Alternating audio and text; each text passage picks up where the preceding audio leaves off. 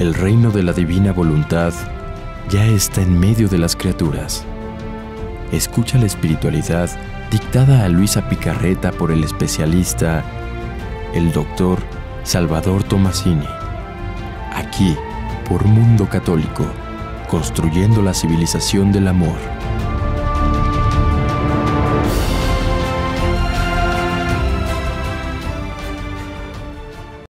Gracias por estar con nosotros en un programa más del Reino de la Divina Voluntad.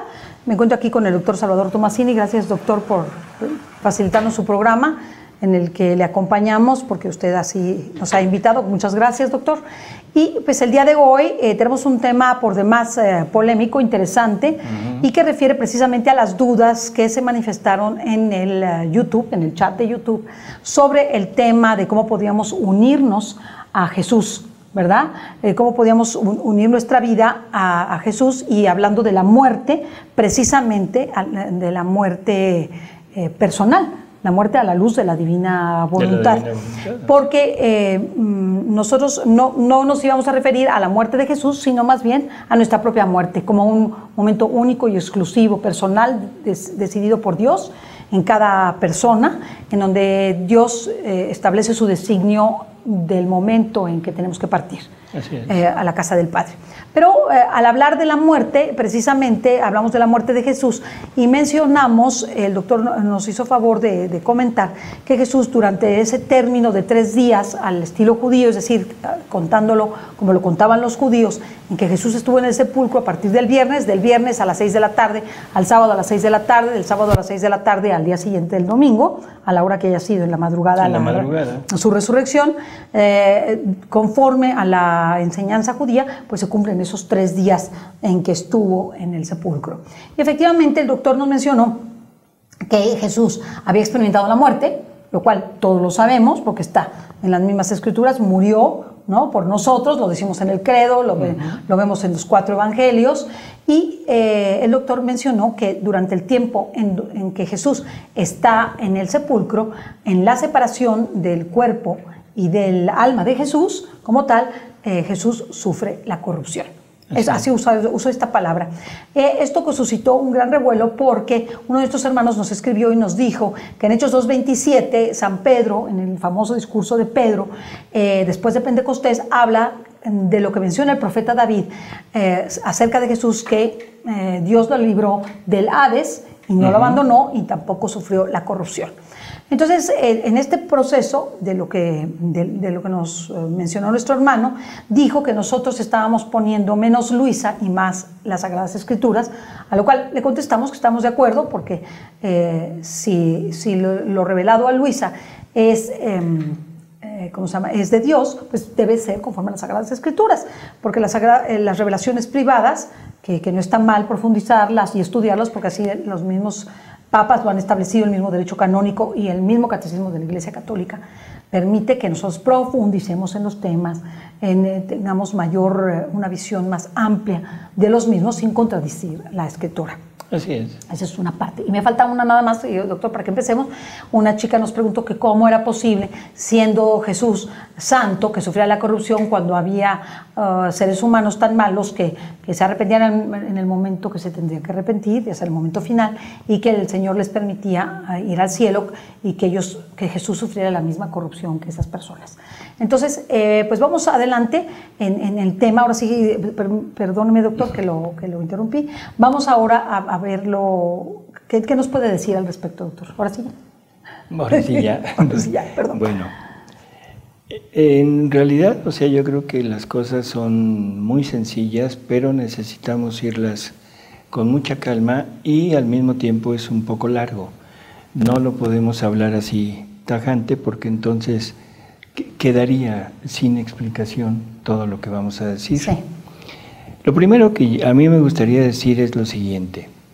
Hay personas, hay corrientes que dicen que a la revelación pública no se le puede agregar absolutamente nada. Esto es totalmente cierto, porque la revelación pública es la revelación de la persona de Jesús. Entonces, toda la Biblia, desde el Génesis hasta el final del Apocalipsis, nos están hablando y nos están llevando hacia la persona de Jesús, que Él es el Redentor, Él es el intercesor, es el que nos va a sacar de este, ¿cómo diríamos?, de este estado de pecado en el que nos encontramos. No podemos agregar nada a esta revelación porque agregar algo sería agregar otra persona. Definitivamente no, ahí estamos totalmente de acuerdo. Pero el mismo catecismo nos lo dice, que aunque la revelación pública está completa, pero no está perfectamente explicada. Explicitada, me gusta la palabra explicitada, ¿no? Explicitada pues o explicada. ¿Qué significa explicada? O sea, no está todo el detalle de cada día de que Jesús se levantó, hizo, sino que no hay muchos detalles que están simplemente vistos hasta ahí, ¿no? Así es, pero no es nada más sobre la vida externa, sino sobre la parte interior de Jesús. Estamos de acuerdo. El cómo interactuaba la parte divina con la parte humana. Entonces vamos a tratar de entender esto para poder llegar después a este punto. El de la muerte, exactamente. Y sobre todo no confundirnos porque nosotros estamos a la que nos dice la revelación pública, es decir, a las Sagradas Escrituras primero, y me gustaría aclarar que esto es un diálogo. Nosotros no somos teólogos, aunque yo estudié teología y terminé los estudios de teología, dicho sea de paso, no estoy aquí en esa calidad. Estoy en calidad simplemente de un diálogo con el doctor, de lo que nos dice Luisa, de qué podemos entender más y cómo podemos acercarnos más a vivir la divina voluntad. Realmente, si nos equivocamos, les pedimos una disculpa y si fuera necesario, las veces que sea necesario, lo aclararemos, diciendo que nos equivocamos o que lo dijimos mal o que no supimos, pero nuestra intención es, primero, ser obedientes a la Iglesia Católica y a su interpretación, porque somos católicos. En segundo lugar, en siempre hacer la voluntad de Dios y por eso ser obedientes. Y me permito aclararles también que nosotros tenemos un censor de todos nuestros programas y en específico el programa sobre la muerte, en que hablamos de este tema, lo voy a poner y lo someterá a nuestro censor. Es el padre Rogelio Alcántara. Entonces el padre Alcántara va a tener la posibilidad de poderlo ver y si lo tenemos que bajar, lo bajamos. O sea, yo no tengo ningún inconveniente, digo que el doctor tampoco.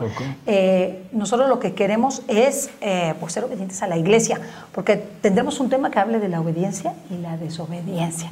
Sí, por eso, pero mira, yo creo que vamos a entrar en el tema para tratar de entender un poquito cómo se relaciona todo esto y sobre todo entender la humanidad del Verbo Eterno. Muy bien, me parece perfecto, doctor. El plan de Dios, o sea, vamos a empezar por ahí. El plan de Dios para llegar, para crear, es el poder manifestarse y el poder compartir con alguien su divinidad, todo lo que Él es. Una relación de amor, punto. Entendemos que Dios estaba solo, o sea, no había más que Él, y que ahora Él, siendo amor, el amor tiene la necesidad de naturaleza, porque su única acción es darse, un darse a alguien para que lo pueda recibir y que ese alguien que lo recibe le pueda corresponder en la misma medida, que lo pueda corresponder en amor. Entonces, en la mente de Dios está esa... Es que las palabras a veces suscitan dudas, pero por favor que se entienda que lo hablamos desde un punto de vista tan humano para poderlo entender todos, ¿no? Claro, que no es un punto de vista teológico. Teológico, no, es lo último que quisiéramos. Entonces Dios necesita esa persona con la cual compartir. Pero para que haya un ser capaz de recibir a todo un Dios en el momento de que Dios se ame a sí mismo en la persona, se necesita de un ser infinito. Se necesita de un ser igual a Dios, exactamente igual a Dios, para tener la capacidad de poderlo recibir. Por lo tanto, ese ser no existe. Ni aunque Dios hubiera querido crear a un ser capaz de recibirlo, no lo hubiera podido hacer. Porque en el momento de ser creado, ya sería diferente de Dios. Sí, Dios es increado Nosotros y somos ese creados. ser sería creado. Por lo tanto, no habría esa posibilidad de que Dios pudiera compartir y desahogar todo lo que Él es en aquel ser. Y, sobre todo, recibir lo que Él quiere recibir. La única solución que encuentran es que la segunda persona de la Trinidad tome carne, se vuelva carne, o sea, carne en el sentido de un ser que pueda ser capaz de vivir fuera, en el adextra de la Trinidad, y contener en sí mismo a esa divinidad. Y ahí se decide la encarnación del Verbo Eterno. Y esto nos lleva al punto de que entender las palabras de San Pablo, cuando él habla de que Cristo es el primero, es el primogénito de toda la creación, que en Él fuimos creados, que en Él somos, que en Él existimos, que todas las cosas fueron creadas en Él. En fin, es la humanidad del propio Dios a través de la segunda persona de la Trinidad, el modelo perfecto para nosotros. Entonces ya está esa humanidad en la mente de Dios, ya está ese ser que es el propio Verbo Eterno, pero con una naturaleza nueva, una naturaleza humana, que no tenía antes, porque Él es divino, Él es Dios. ¿De acuerdo? No sé si estemos... Sí, sí. Cuando tiene esto, ahora viene el punto de dónde ponerlo. ¿Dónde ponerlo? Como esa humanidad es Dios, es divina, necesita convivir con todo lo que Dios es. Al hablar de humanidad divina quiere decir que es Dios y hombre verdadero, ¿verdad? Claro. ¿Sí? Si entramos en la definición de Jesús en el Catecismo de la Iglesia, nos dice dos naturalezas distintas: perfecto hombre, perfecto Dios. O sea, verdadero hombre, verdadero Dios. No es fingido, no es una ficción, sino es... Ni una más que la otra. No, son dos naturalezas distintas en una sola persona. Y la persona es la persona del Verbo, no la persona de Jesús. Esto es importantísimo entenderlo, y para eso el Catecismo nos lo define perfecto: en la persona del Verbo Eterno. ¿Por qué es importante? Porque el Verbo Eterno se vuelve carne, según San Juan en su Evangelio. Toma carne, no es que tome de alguien, no es que tome a imagen de alguien, sino es su propia humanidad creada total y exclusivamente para Él, y donde Él se pueda desarrollar en toda plenitud con todo lo que contiene. Por lo tanto, ese ser, esa humanidad, tiene todo lo necesario para que Dios pueda actuar desde ella. ¿Sí? Okay. Bueno. A imagen de esa humanidad es como nos crea a nosotros. O sea, nos toma de modelo su humanidad para que nosotros podamos ser formados, ser creados, pero a imagen y semejanza de Él. Por lo tanto, debemos tener todo lo que Él contiene. Y decía yo hace un momento que necesita un lugar donde vivir, donde estar.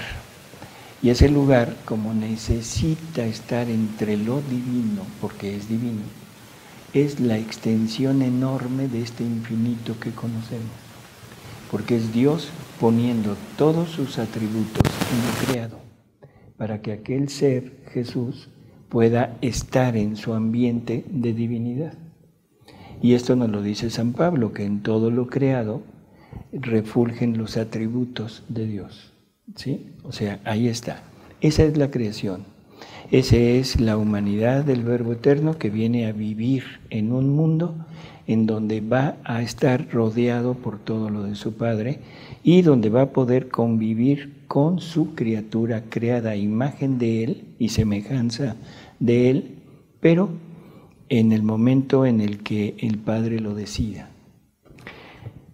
Se decide ya que empiece la creación, empieza la creación del hombre, y el hombre aparece en este planeta, en este mundo, pero aparece con las mismas prerrogativas y las mismas cualidades de Jesús. Naturaleza humana creada, naturaleza espiritual creada, alma y espíritu, y las tres potencias del alma, inteligencia, voluntad y memoria, pero aparte se le dio naturaleza divina y vida divina.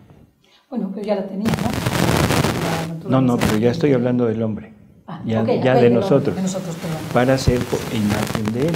Okay. Y eso nos lo dice el catecismo. Esto no creo que no es conveniente el volver a tocarlo, puesto que ya lo hemos tocado en varios programas y hemos dado incluso los numerales del catecismo, donde se habla de que Dios quería participarnos de su naturaleza, de su divinidad, de su ser, de sus atributos y de todo. Bueno, el plan era ese. ¿Para qué? Para que Dios pudiera amar al hombre y que el hombre pudiera amar a Dios.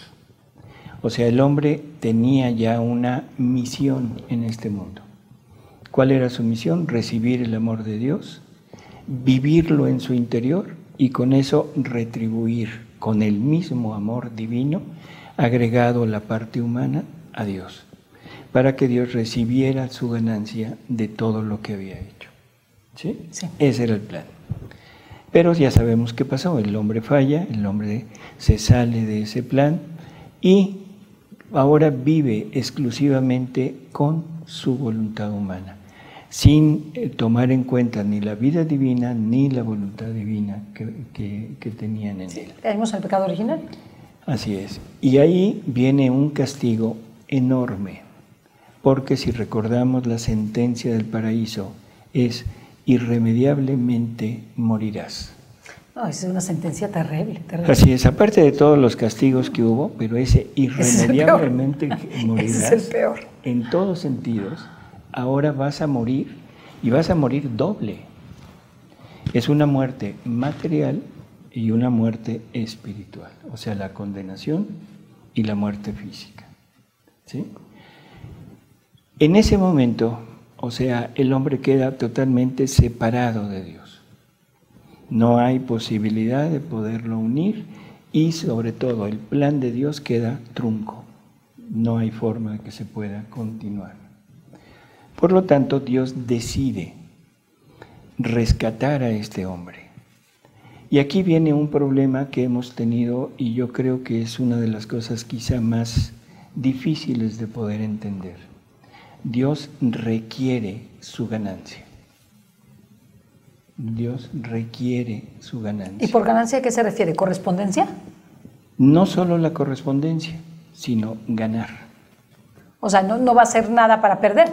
Así es. O sea, si lo ponemos en una parte negativa, él va a ganar, punto. Así es. En forma así general, todo el mundo se escandaliza de que Dios quiera ganar, porque todo el mundo dice, no, es que Dios no necesita nada. Y nos creó nada más por amor, simplemente porque es su naturaleza y Dios quiere compartir con nosotros. Pero a Él no requiere nada. Yo los remitiría, por favor, a la parábola de los talentos. ¿De acuerdo? Claro, sí, la parábola de los talentos es muy clara, o sea, el rey reparte talentos a 3 súbditos y después de un tiempo les pide cuentas y esas cuentas cuando son con lo que dieron, con lo que él dio más algo más, siervo bueno, fiel. Pero cuando llega uno y le dice, Señor, yo tuve miedo, yo no quise arriesgarme, te doy lo que tú me diste, sin ganancia. No, siervo flojo. Por eso, sin ganancia. Te doy lo que tú me diste. Esa sería retribución. Te retribuyo lo que tú me diste uno, te regresó uno. Exacto. Aquí está, no lo malgasté, no lo perdí. Tú no perdiste nada. Aquí está. ¿Qué le dice? Siervo perezoso e infiel. Malo y perezoso. ¿Sí? Quítenlo, sáquenlo. Porque sabes que me gusta recojo donde no siembro. Sí, ¿no? Así es. Entonces, nos estamos dando cuenta que Dios quiere algo, pero quiere algo de nosotros, y ese algo Él necesita recuperarlo. Claro. Quiere recuperarlo. Bueno, ¿qué pasa cuando el hombre se sale? Que el hombre pierde todos los dones, no solo no los usa, sino los pierde. Sí, lo que tenía, ya Dios. Lo desperdicia en lo propio. Sí. Empieza a comerse, a malgastar en él lo que Dios le había dado para que le retribuyera, y empieza a llevar una vida, pero una vida en donde Dios ya no forma la parte principal. No, ya tiene otra prioridad. Así es. El hombre cambió de la prioridad de Dios a su propia prioridad. A su propia prioridad. Viene el mundo caminando, viene el diluvio, o sea, no nos vamos a meter en esos problemas, viene esa extinción de la humanidad, y luego ese pequeño resto que queda y de donde se forma una nueva humanidad, hasta que llega Cristo, llega Jesús a este mundo. ¿Qué pasó con todos los anteriores? Ninguno se pudo salvar.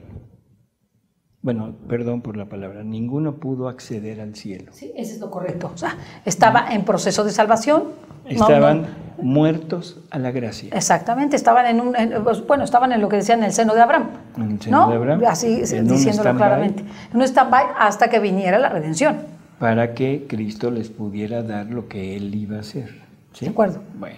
No es que entonces, no se pudieran salvar, ¿verdad? Porque si no nos van a matar aquí ya. Sí, no. O sea, se salvaron igualmente, pero se tardaron en la salvación. No pudieron entrar al cielo. De momento. De momento. Sino tuvieron que esperar a que se pagara su deuda. Sí. Bueno. Llega Jesús y aquí vienen los problemas. A Jesús lo hemos considerado como ese Hijo de Dios, ese Ser Supremo que viene a este mundo para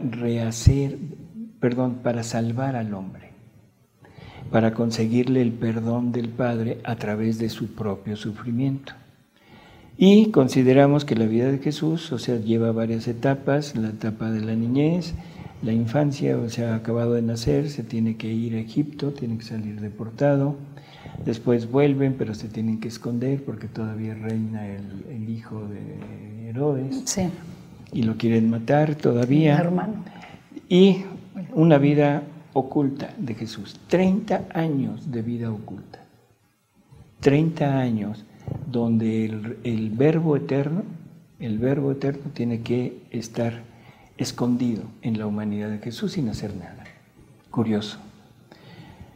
Sin aparentemente hacer nada. Así. Okay, o sea, no conocido lo que hizo. Lo que hizo. No es público. Bueno, llega el momento de salir a la luz, 3 años de predicación, un día de pasión, luego la muerte y luego la resurrección. Y ahí es donde vamos a entrar. Okay.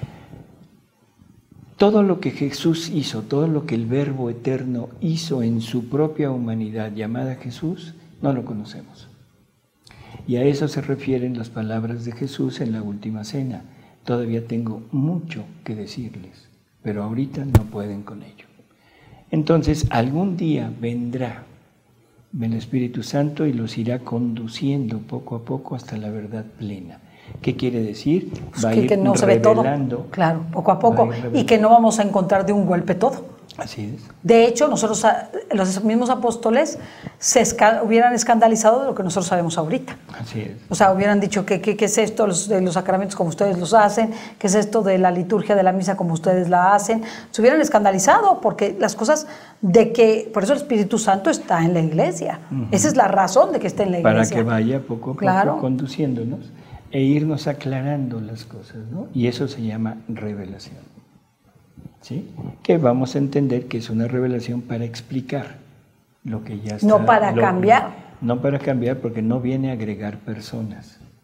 Viene a explicar a la persona de Jesús, que no conocemos. Bueno, el Padre es infinito en todo, pero es infinito en todos sus atributos, pero debe ser un perfecto equilibrio, porque es el ser perfecto.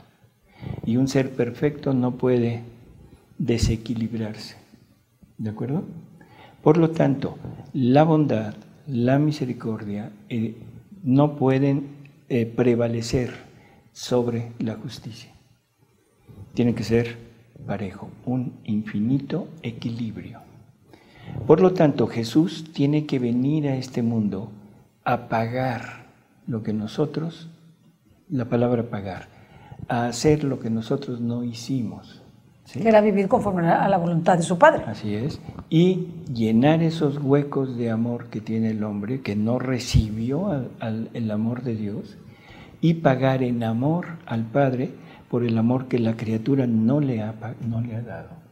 Tiene que venir a sufrir todas nuestras penas, y para eso está la carta a los Hebreos. En la carta a los Hebreos lo dice perfecto. Tuvo que asumir todas nuestras penas y todos nuestros sufrimientos. ¿A qué se refiere eso? A que tuvo que vivir todo lo que yo he vivido para poderlo vencer en él y rehacer todos mis actos para entregárselos al Padre como hechos por mí, pero en forma como el Padre quería. Sí, en la persona de Cristo. Entonces, ya con esta idea, y esto necesitamos pensarlo, que es ir retribuyendo e ir teniendo en nosotros, o sea, toda la acción de Jesús para rehacernos. La deuda principal era la muerte. Claro, es el último de los enemigos para ser vencido. El hombre le dio muerte en sí a la vida que el Padre quería vivir en nosotros.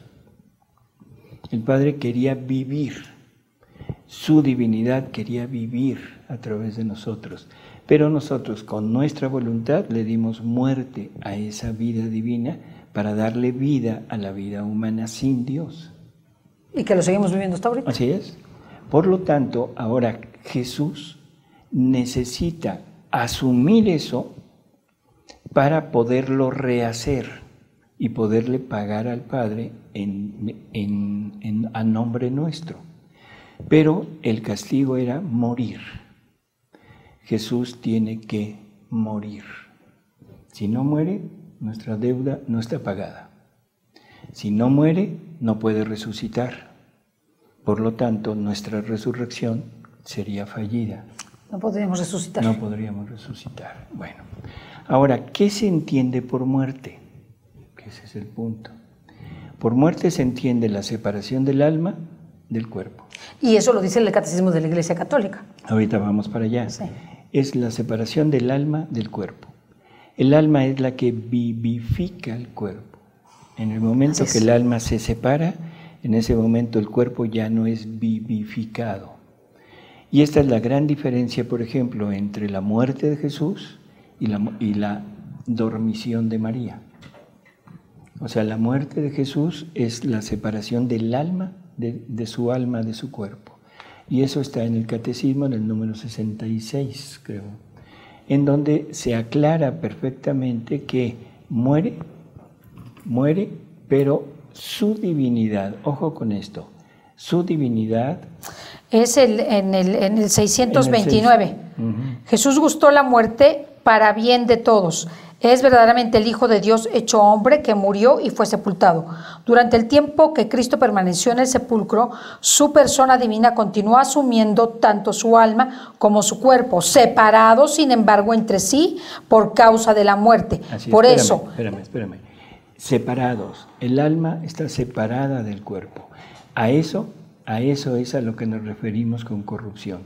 No nos referimos a la corrupción de podredumbre. No nos referimos a la corrupción de gusanos en el cuerpo, no estamos hablando de eso. Estamos hablando de la definición de muerte, que es separación del alma del cuerpo. En ese sentido, sufrió esa separación, en donde al final dice, por eso el cuerpo muerto de Cristo no conoció la corrupción. Y eso es Hechos 13:37. Porque la divinidad lo sostenía, pero eso es un hecho total y absolutamente excepcional. Pero humanamente Él sufrió nuestra muerte porque tiene que pagar por esa muerte para después rehacer los actos, y los rehace en la resurrección.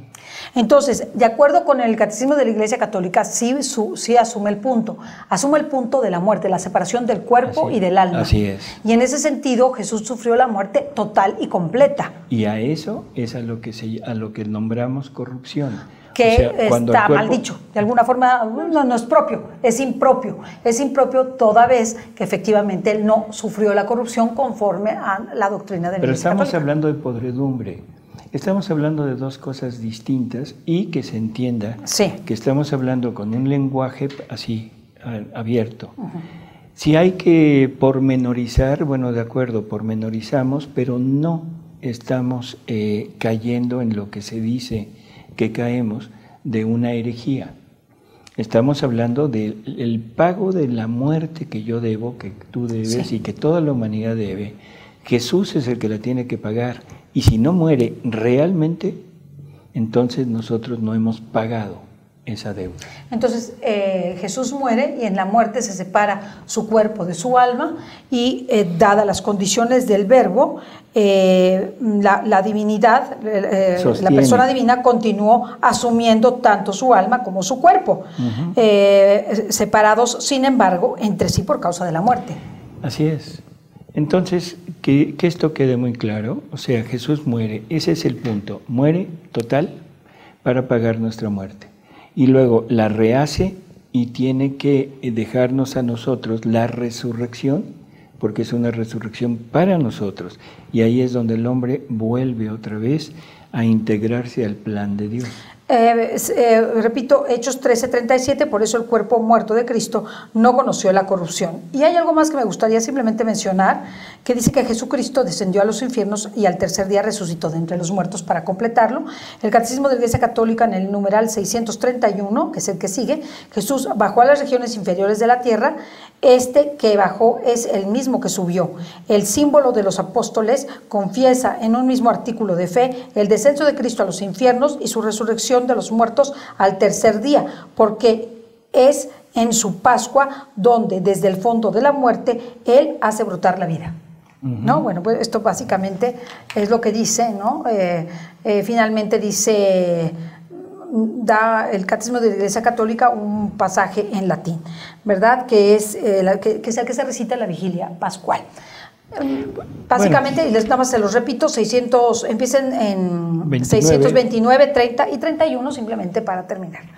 Del Catecismo de la Iglesia Católica. Así es. Okay. Entonces, esto que quede muy claro, o sea, es la muerte nuestra la que asume Jesús, es la resurrección de Jesús, es la resurrección de cada uno de nosotros en Él, y este es el punto clave de todo.